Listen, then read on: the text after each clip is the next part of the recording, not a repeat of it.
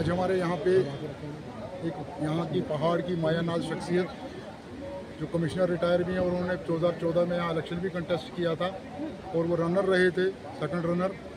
आज उन्होंने हमारे जमात के साथ सपोर्ट करने का यहाँ पे ऐलान किया, उसके लिए हमने यहाँ पे ये मीटिंग रखी। सर, और क्या रुंडियाल साहब के आने से आपकी पार्टी में कितनी जान बढ़ी है, कितना हौसला मिला? मुझे लगता है कि रुनियाल के साहब के आने से मुकाबला ही नहीं रहा किसी का यहाँ, क्योंकि यहाँ पे हमेशा जंग होती थी, पहाड़ के 2 होते थे, 3 होते थे, इसलिए यहाँ पे होता था कि भाई कहीं जो प्रॉपर शहर का है, बानियाल का कोई बंदा वो जीतता था। पिछली बार शौकत साहब थे और रुनियाल साहब थे, इसकी वजह से वो जीते थे। आज मैंने सबको यहाँ इकट्ठा कर दिया, अब इनके हाथ में रहा कि भाई ये क्या फैसला करते हैं, लेकिन मुझे उम्मीद है कि बाहरी अक्सरियत से इंशाल्लाह इन लोगों की कामयाबी हो।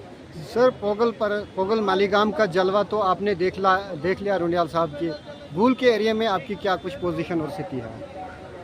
आने वाले वक्त में आपको पता लगेगा। मैं जहाँ भी जा रहा हूँ, जोक दर जोक जुड़ रहे हैं। वन साइड लोग होंगे, 5% कहीं अगर हुए आगे पीछे, लेकिन 95% लोग वन साइड होंगे खुदा के बगैर। जनरल पब्लिक के लिए क्या कुछ आपका पैगाम मैसेज? मेरा यही मैसेज है कि रिश्वतखोरों को असेंबली में मत भेजो, क्योंकि ये बेरोजगार नौजवान जो तरस रहे हैं ना, ये इसी का नतीजा है। जितनी कंपनियां यहाँ काम कर रहे हैं, कोई एक बच्चा यहाँ पे कोई नहीं लग रहा है। उसके पीछे कारण करप्शन, रिश्वत। जिस दिन ये कौम रिश्वतखोरों को बाहर निकालेगी, हमारी बेरोजगारी ठीक हो जाएगी, हमारी सारी डेवलपमेंट ठीक हो जाएगी। और जब तक रिश्वत रहेगी तब तक कुछ भी नहीं बनेगा। इसलिए मेरा पैगाम है, रिश्वतखोरों को इस मैदान में कामयाब नहीं करना। अस्सलाम वालेकुम। जो रोड कनेक्टिविटी से महरूम है, उनमें दरदाई है, चक्का है, सरबगनी है या खारवान, पीछे पोगल के कुछ एरिया है जो रुनियाल साहब ने अपनी डीडीसी में कनेक्टिविटी लोगों को दी। नील के अंदर ऐसे कुछ है, आगे सुमड़ खड़ी के अंदर और चमलवास बनियाल के अंदर भी काफ़ी ऐसे रोड है। अगर वो उस समय फेल हो गए जब पीएम तक उनकी अपनी हुकूमत थी, तो आज वो लोगों को जुटलाकर कोई तरक्की, मुझे नहीं लगता है कोई तरक्की वो कर सकते हैं। ऊपर से आपको पता यूटी के अंदर एक एमएलए की कितनी पावर है, वो आप बखूबी जानते हो, वो कितना कर सकता है। रुनियाल साहब हमारे सामने एक शख्सियत है। शान साहब एमएलए बनेगा, इंशाल्लाह मिलजुल कर हमारी जो देराना मांगे इसका जो है पॉसिबिलिटी हो सकती है। पार्टी के हवाले से अपना जो है ये अपना। सर, मेरा नाम इरशाद इकबाल शेख, मैं इलाका नील से ताल्लुक़ रखता हूँ और DPAP पार्टी का डिस्ट्रिक्ट पब्लिसिटी सेक्रेटरी भी हूँ जनाब। जी, आपका स्टैंड क्या है इस इलेक्शन को लेकर? हमारा डेमोक्रेटिक प्रोग्रेसिव आज़ाद पार्टी का कैंडिडेट रामबन कॉन्स्टिट्यूंसी में था, जिसको हमने नॉमिनेट किया था मोहम्मद आसफ खांडी साहब, लेकिन हमारे कायद जनाब गुलाम नबी आज़ाद साहब की सेहत नासाजगार होने की वजह से हमारे कैंडिडेट को विड्रा होना पड़ा। और फिर हमारे कायद ने हमें बताया कि जितने भी कॉन्स्टिट्यूंसी के जिन्होंने भी फार्म भरा है और जो भी आपको अच्छा कैंडिडेट लगेगा, हम आप अपने मन से उसको सपोर्ट करना।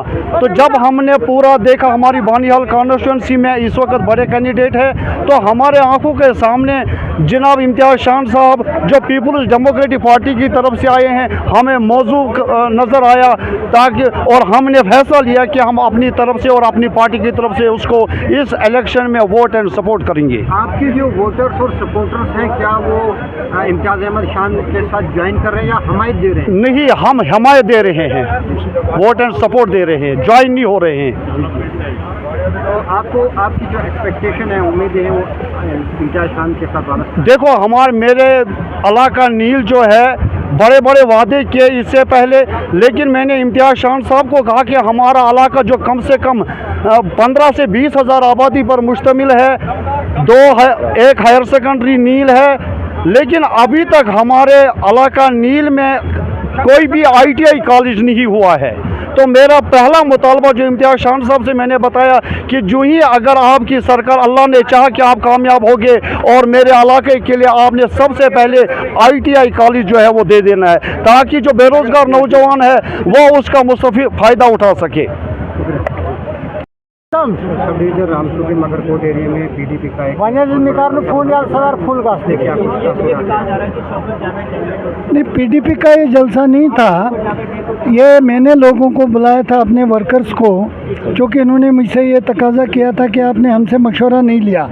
तो मैंने जो उनको से एक यार्ड स्टिक दी थी कि जो भी मेरा वर्कर एनसी में चला गया है, कांग्रेस में गया है, पीडीपी में गया है, डीपीएपी में गया है, तो आप तमाम लोग आ जाओ, मेरे साथ मशवरा करो, तो लेकिन अपने अपने झंडे साथ लाना। तो यहाँ मैंने देखा कि मैक्सिमम तादाद जो थी इन पीडीपी के साथ लोग ऑलरेडी जुड़ चुके थे मेरे लोग, तो मैंने इन्हीं की मानी, जो उन्होंने कहा मैंने किया, और मेरे ख्याल में बेहतर फैसला था। बाकी मैं किसी पार्टी में न ज्वाइन कर रहा हूँ, न मैंने किसी पार्टी के साथ रहना है। मैं तो जो है एक आज़ाद पंछी, और मेरा सियासत से सिर्फ डीडीसी हद तक ताल्लुक़ है, बाकी मैं कोई सियासी चीज़ें नहीं करना चाहता। अलबत्ता इलाके के बेहतरी को माइंड में रखकर सपोर्ट के लिए मैंने इन अपने चूँकि वर्कर ऑलरेडी जा चुके थे, तो इनको मैंने कहा जहाँ तुम हो वहीं सपोर्ट करो। सर, जिस तरह से कुछ लोगों का मानना था कि रोनियाल साहब को चाहने वाले लोग नहीं है उस इलाके में, तो आज जो है लोगों की अच्छी खासी तादाद देखने को मिली। इस सिलसिले में आपका क्या कहना है? देखिए, मेरे चाहने वाले हैं या नहीं, वो आज आपने देख लिया, लोगों को ख्वाब खरगोश में रहने दो। वो कौन सा ये होता है कि अगर एक आदमी जो है इलेक्शन लड़े, और इस इलेक्शनी माहौल में जबकि सब कैंडिडेट घर घर जा रहे हैं, तो इतना बड़ा इज्तिमा जो है इस जगह होना, ये तो बहुत बड़ी बात है, और मैं मशकूर हूँ लोगों का। तो लोगों से क्या आपकी मतलब गुजारिश रहेगी कि लोग कहाँ किस तरफ? मैंने गुजारिश कर दी इनको कि सजा इससे, ये जो इम्तियाज़ शान साहब से बेहतर कोई नुमाइंदा नहीं है, तो इनको करो। ये हमारी तरह पहाड़ी आदमी हैं, हमारी मुश्किलात समझते हैं, हमारी बात सुनेंगे, लोगों की बात सुनेंगे, जबकि बाकी लोग जो है उन्होंने आज तक कुछ किया ही नहीं। वकार रसूल साहब 12 साल रहे, एक ट्रांसफार्मर का वो जतलाता है अभी, जबकि मैंने 8 या 10 रोड बनाए हैं। ये मैं जतलाने की नहीं कहता कि कोई मेरा जतलाए, इसने काम किया, लेकिन एक बंदा ट्रांसफार्मर कहीं 20 साल पहले दे चुका है, और वो आज जतला रहा है कि मैंने जो तुमको ट्रांसफार्मर दिया। कोई किसी के घर का ट्रांसफार्मर नहीं देता।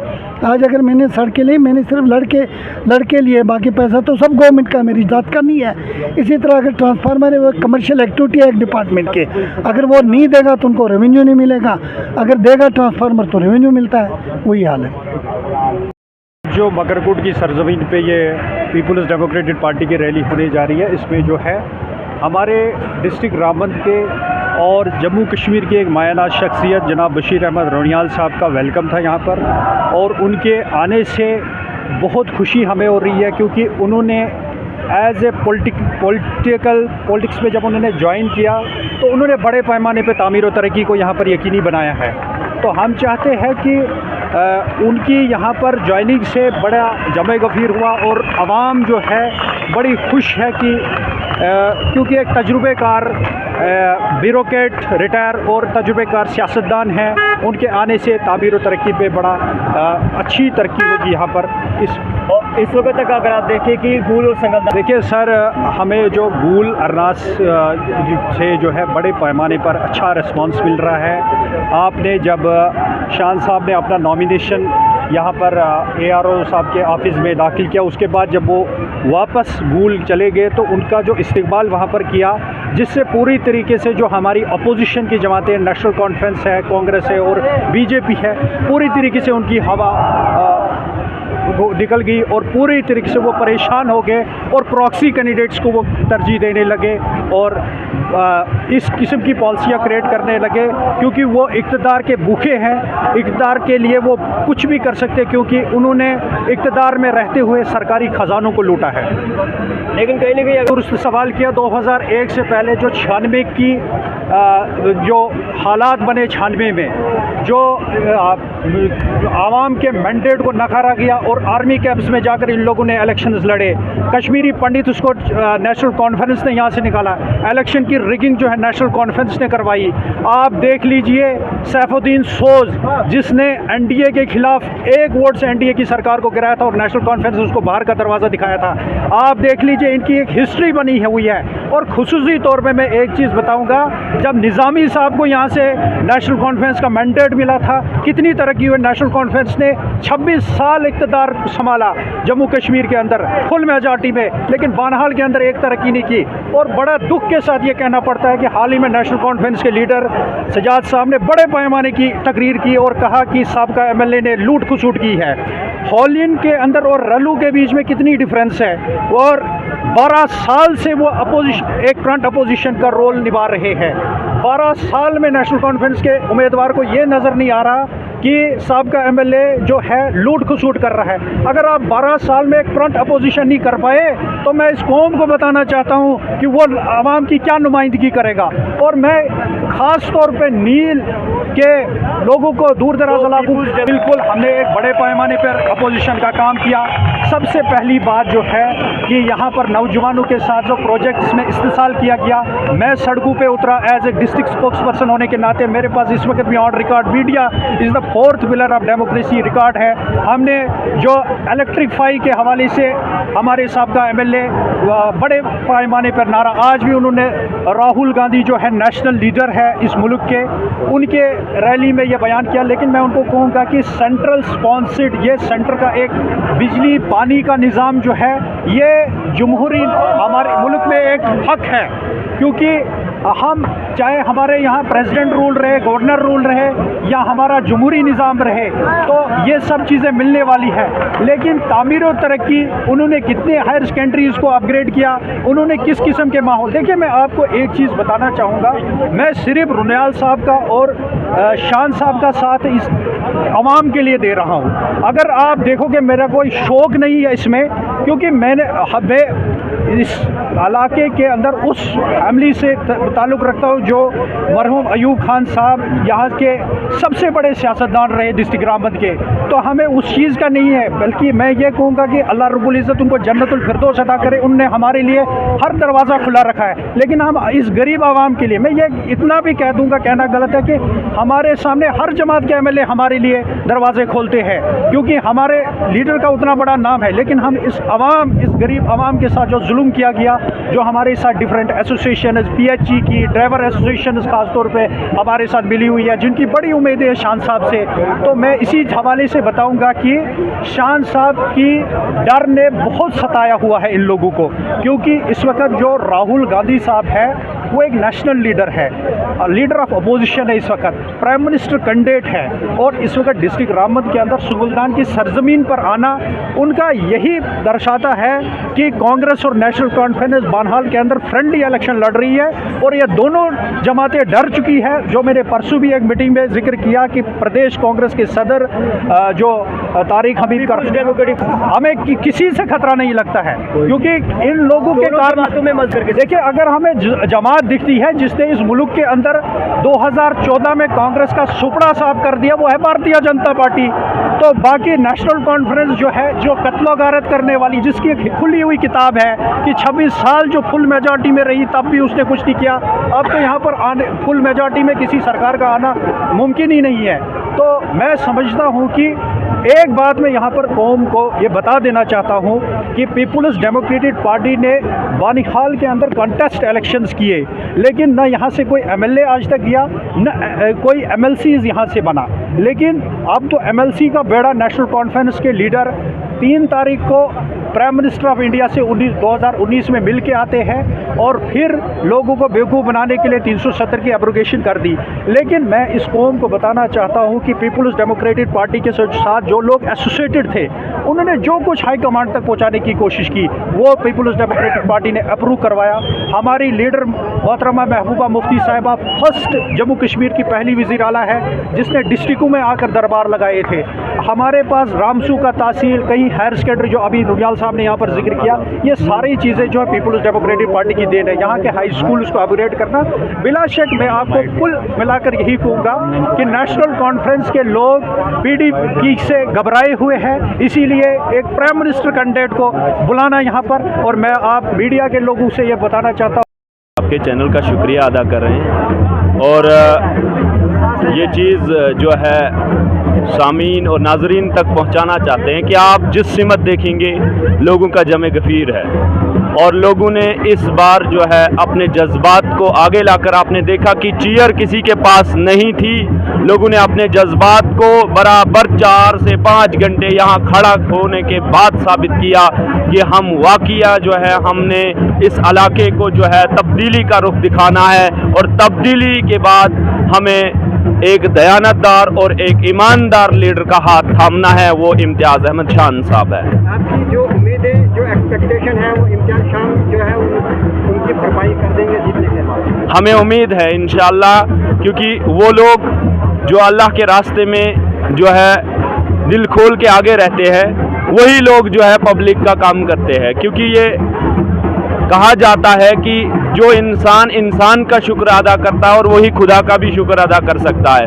तो ये इंसान वो है कि जिसने कभी भी अपने आप पे गुरूर नहीं किया और हमेशा जो है ज़मीन के साथ अपने पांव रखे। इक़्तिदार की आला कुर्सियां जो हैं इनके जो है सामने कुछ भी नहीं है, लेकिन इसके बावजूद जो है इस शख्स की जो शख्सियत है वो किसी तारीफ़ की मोहताज नहीं है। शायद मेरे पास वो अल्फाज नहीं है कि मैं इनकी सही ढंग से अक्कासी कर पाऊँ, लेकिन जहाँ तक इस इलाके की उम्मीद है, ये उम्मीद ही तो है कि हम हर गली कोचा छोड़ के जो है शान साहब के झंडे के नीचे जो है जमा हुए हैं। आज जो सब डिवीजन रामसू के मगरकोट के इलाके में जो जलसा हुआ, इसको लेकर खान साहब की क्या पोजीशन आपको रामसू एरिया में नजर आती है? जहाँ तक आज आपने देखा कि आप कहीं नामवर और इस इलाके के एक मायानाज सपूत IAS रिटायर्ड BA रोनियाल साहब जो है आज इस पार्टी के अंदर शमूलियत इख्तियार की, जो 2014 के अंदर दूसरे नंबर पे विनिंग रनर अप कैंडिडेट रहे हैं। तो उससे आपने खुद ही साबित कर दिया है कि हमारी पोजीशन कहां पहुंची होगी। और उसके अलावा जो है शौकत जावेद डेंग साहब जो उस वक्त चौथे नंबर पे कैंडिडेट थे, वो भी इस वक्त जो है इसी खेमे के नीचे है। और फिर शान साहब का गूल संगलदान का वो एरिया और वहाँ के लोगों के वो जज्बात और वहाँ के लोगों की एकता, ये सारी चीज़ें इस बात की अक्कासी कर रही है कि अब के बार 50,000 पार जो है ये इलाका जाएगा और तारीखी जीत रकम करेगा। उम्मीदें PDP से हैं या फिर शान साहब के साथ वाबस्ता है? जाहिर बात है कि शान साहब जो है एक अच्छी जमात के साथ वाबस्ता है, जिन्होंने कलम और दवात निशान रखी है। और यही हमारे इस्लाम का नारा भी इकरा रहा है, पढ़ो। और वही जो है किसके ज़रिए पढ़ना है? कलम के ज़रिए। और ये लोगों को पैगाम है कि आप जो है बाकी सारी चीज़ों को छोड़ दीजिए। अब हाथ बहुत हो गया, अब हल बहुत हो गया, अब जो है कलम दवात से नई तारीख गूल बानहाल के अंदर रकम करनी है। और शान साहब जो है उस तारीख को जो है लीड कर रहे हैं। शुक्रिया। आज जो ये प्रोग्राम बनिहाल के जो इलाके रामसू के ये मक्खनकोट इलाके में जो हुआ, बहुत ही बढ़ चढ़ के लोगों ने हिस्सा लिया इसमें और जन सलाब लाया इसमें। और बुजुर्गों, मेरी बहनें, मेरे भाई, सब लोगों ने इसमें हिस्सा लिया, बढ़ चढ़ के हिस्सा लिया। इसमें लोगों ने साबित कर दिया है कि इम्तियाज़ शान साहब को जिताना है, कामयाब करना है। और बाहरी अक्सरियत से 95% इंशाअल्लाह इम्तियाज़ शान साहब को इन्होंने वोट यहाँ से देना है। मैडम, जिस तरह से आपको बताया जाता था कि रोनियाल साहब वहाँ पे खाली हो चुके हैं, आपको ये पब्लिक देखकर आज क्या साबित हुआ कि लोग अभी उनके साथ है या नहीं? मैं उन लोगों को मैसेज देना चाहती हूँ जो लोग बोलते थे कि रोनियाल साहब जो हैं वो खाली हो चुके हैं। आज रोनियाल साहब का पता चल गया होगा उन लोगों को भी कि रोनियाल साहब के पास कितनी पॉपुलेशन है, कितने लोग हैं, कितने लोगों के काम उन्होंने किए हैं। आज वो चीज़ उन लोगों को पता चल गई होगी। उन्होंने वो वीडियोज़ आज देखी, लाइव चल रहा था, उसमें उन्होंने वो चीज़ देखे, उनको शायद मुझे लग रहा है उनके पाँव के तले ज़मीन खिसकी होगी आज। रोनियाल साहब का जलवा तो बहरहाल आपने यहाँ पे देखा, लेकिन गूल का जलवा जो है आपके उस इलाके में कैसा रहा? गूल के अंदर मैं यही कहूँगी कि गूल के अंदर 99% जो है इम्तियाज़ शान साहब को वोट देना है, इम्तियाज़ शान साहब को जिताना है। वही 99% बनिहाल, रामसू, जितने भी हमारे इलाके आते हैं, वही 99% यहाँ से भी हम लेंगे। पब्लिक को क्या कुछ मैसेज रहेगा आज के? मैं जनरल पब्लिक को यही मैसेज देना चाहती हूँ कि आप सब लोग जो हमसे दूर हैं वो भी आ जाइए, जो उन लोगों के साथ जुड़े हैं वो भी हमारे साथ आ जाइए, उसी में आप लोगों का भला है।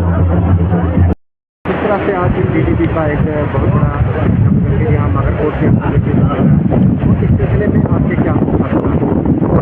देखिए, सबसे पहले मैं नाजरीन को अस्सलाम वालेकुम वरहमतुल्लाहि वबरकातुहू पेश करता हूँ। उसके साथ साथ मैं आपका भी बहुत खुशामदीद करता हूँ कि आप जो है अपने चैनल के वसादत से हमेशा जो है दबी कुचली आवाज़ उठाने की रहते हो। रहा बात आज के इस प्रोग्राम का, तो देखिए रोनियाल साहब ने जब 2013-14 में असेंबली इलेक्शन कंटेस्ट किया था, उन्हीं दिनों जो है मैंने रोनियाल साहब के साथ हाथ मिलाया था। तो उसके साथ साथ रनर अप रहे। उसके बाद फिर उन्होंने एक इलेक्शन कंटेस्ट किया DDC, आपको पता है, उसमें भी मेरा अच्छा रोल रहा और मैंने बहुत ही अच्छी तरीके से उनको जो है यहाँ से सपोर्ट किया और वो कामयाब हो गए। तो आज जो है हमारे डीडीसी काउंसलर है, उन्होंने जब ये कहा कि भाई आप एक काम करिए, आप मेरे साथ मिलकर जो है आपका जो रोड का इशू है, जो अरसे 1947 से लेकर अभी तक किसी भी लीडर ने इसको पाई तकमील तक नहीं पहुँचाया, अगर आप जो है मेरे साथ मिलकर इस मिशन को जारी रखना चाहते हो। आपने देखा होगा यहाँ रामपुर के अंदर या मेरी पंचायत सोजमर्मा के अंदर कोई भी ऐसा मुझे अभी तक लीडर या ऐसा यहाँ से कोई चमचा नहीं दिखा जो इस रोड को जो है प्रोजेक्ट करता हो और अपने लीडर को कहीं जाकर उसका हक मांगता हो, इनकाउंटर करता हो। आपने सोशल मीडिया में देखा होगा, मैं लोगों के समेत गया था जम्मू में और अपने रुझान साहब के पास गया था और अपनी रोड की लड़ाई लड़ी थी। और उसके बाद मैं ये कहना चाहता हूँ कि मैंने रुझान साहब के उस फैसले को मंजूर किया और तकमील की, और उसके साथ आगे जो है मैं आज यहाँ पे उनके साथ PDP में इम्तियाज़ शान के साथ ज्वाइन हुआ। मुजफ्फर साहब, जिस तरह से लोग आज यहाँ पे जमा हुए, क्या मतलब उम्मीद कर सकते हैं कि जो DP के कैंडिडेट हैं, ये PDP के जो कैंडिडेट है शान साहब, वो मजबूत और मुस्तहकम है? मैं इतना कहना चाहता हूँ, बनिहाल कॉन्स्टिट्यूंसी के अंदर आप जानते हो समय 3 ही उम्मीदवार जो है मैदान में है जिनका वोट बैंक है। मैं इतना कहना चाहता हूँ कि मुझे नहीं लगता है कि शान साहब की टक्कर में कोई है।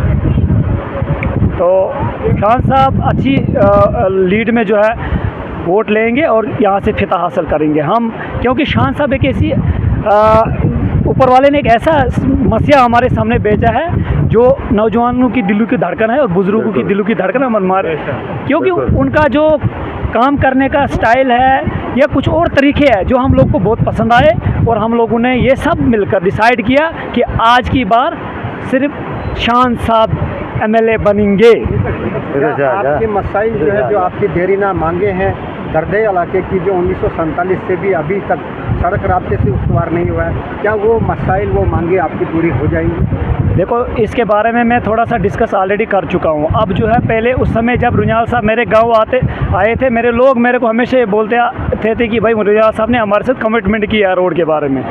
आप जानते हो कि आपने सोशल मीडिया के से आपने बहुत दफ़ा देखा होगा कि कितनी बार मैंने जो है वफ़दे ली इस रोड के बारे में। आप जानते हो कि 11 जो पंचायतें थी उसमें DDC की पावर्स क्या थी। हमारा रोड जो है 11.5 किलोमीटर्स है, जिसका जो अमाउंट है 37 करोड़ के नियर अबाउट है। आपको पता है कि वो पॉसिबल नहीं था एक DDC के। हाँ, रुझान साहब ने अपने लेवल पे उस पर बहुत ज़्यादा कोशिश की है। अब थोड़ा बहुत जो काम है इंशाल्लाह रहमान हम शान की मदद से उसको पाए तकमील कर पूछा कर दम लेंगे इंशाल्लाह। ये मैं अपने लोगों को, अपने पंचायत सोजमर्मा के बाशूर आवाम को ये कहना चाहता हूँ कि आप मेरा साथ दीजिए इंशाल्लाह रहमान। ये आवाज़ मैंने उठाई है और आखिरी मरे दम तक उठाऊँगा इंशाल्लाह। आपका काम मैं करके रहूँगा। PDP के बैनर तले आप लोगों को क्या मैसेज देना चाहते हैं आने वाले 18 तारीख को, जिस तरह से जो है पोलिंग होने जा रही है? मैं ये मैसेज देना चाहता हूँ मैं अपने नौजवान साथियों को जो तहसील गूल बानिहाल की कॉन्स्टिट्यूंसी के इस समय जो नुमाइंदे ग्राउंड में है। देखिए आप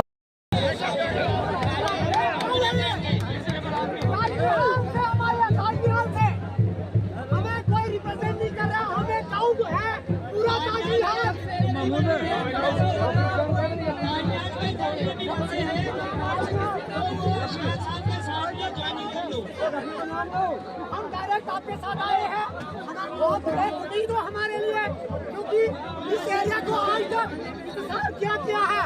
नहीं आज हमारे पढ़े लिखे लोग हैं, हमारे पास रोजगार नहीं है, हम सारे लोग जमलवास से आया हूँ अपने भाइयों के साथ, दोस्तों के साथ, जो कि आज शान साहब का एक यहाँ पे प्रोग्राम था, तो हमने मुनासिब समझा कि शान साहब के इस प्रोग्राम में उनका एक ग्रैंड वेलकम किया जाए। जैसे आप मेरे पीछे विजुअल्स में देख रहे हो कि शान साहब के साथ तकरीबन सैकड़ों के हिसाब से लोग हैं।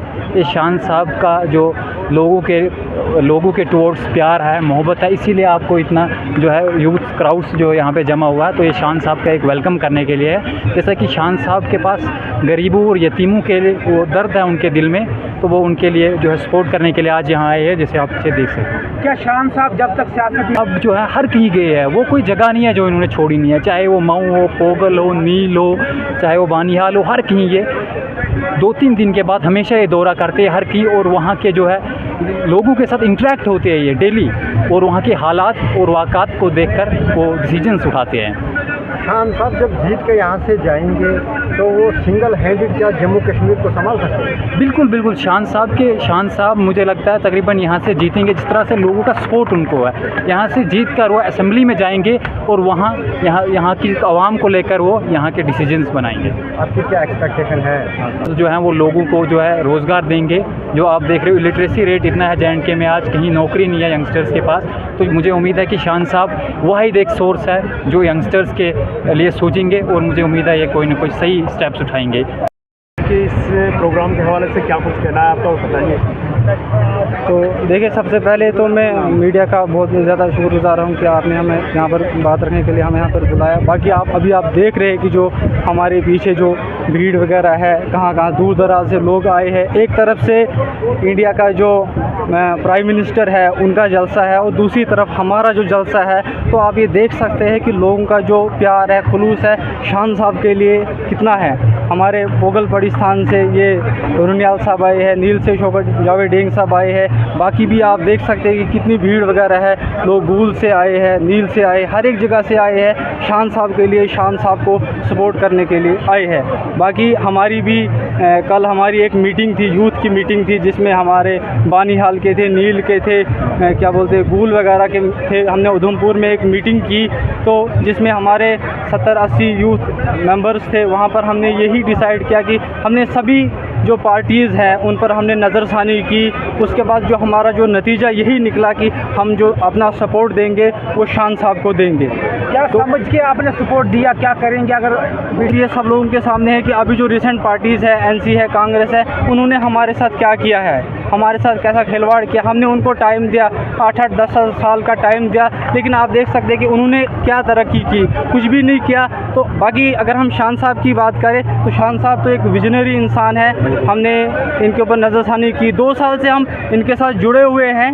तो उसके बरक्स हमने उसके बाद ये नतीजा लिया, फैसला लिया कि हमारा जो सपोर्ट होगा वो शान साहब को होगा। शान साहब को देख के आप सपोर्ट कर रहे हैं या PDP पार्टी को? नहीं, PDP का तो एक बहुत अच्छा बैकग्राउंड है, उन्होंने बहुत अच्छे काम किए हैं। मैंने कहा कि एक टाइम ऐसा था कि हम रात को पेशाब करने बाहर नहीं जाते थे, और ये बात सच है। और ये PDP के बाद ही शुरू हुआ कि हम अच्छे से जी रहे, लग रहा है कि हम एक आज़ाद देश में जी रहे। और ये किसकी वजह है? ये PDP की वजह से। इल्ज़ाम लगा रहे हैं ये तो इनका पुराना खेल है, कांग्रेस का NC का खेल है, जो 20 साल 70 साल अक्सर, और आज 3 साल में ख़त्म कैसे हो सकता है? जो चीज़ 70 साल में, जब दफ़ा टूटा गया था तब तो सरकार ये इन दोनों की थी, BJP और इसकी थी। लेकिन ये NC और कांग्रेस ने जब इसको मजबूत नहीं किया, जब 70 साल से इनकी हुकूमत आ रही थी, इन्होंने मजबूत नहीं किया, तो 2 साल में कैसे ख़त्म हो सकता है? आपकी एक्सपेक्टेशन PDP से है या शान साहब के साथ? नहीं, हमारी जो एक्सपेक्टेशन है वो तो वो दोनों पार्टी के साथ, ये दोनों के साथ है, चाहे शान साहब है या PDP है, ये तो एक ही है, एक ही दरकत है। चलिए हम आपसे एक और यूथ को हम एंटरप्रेन्योरशिप की तरफ लेंगे, जो अभी भी हो रहा है, लेकिन करप्शन उरूज पर है। जो यूथ वगैरह काम करना चाहता है लेकिन उनको कहीं ना कहीं रोका जा रहा है, तो हम यही सजेस्ट करेंगे और यही पार्टी से हम उम्मीद रखेंगे कि हमें ज़्यादा से ज़्यादा एंटरप्रेन्योरशिप में मौका मिले और नई प्रोजेक्ट्स वगैरह आए यूथ को उनमें।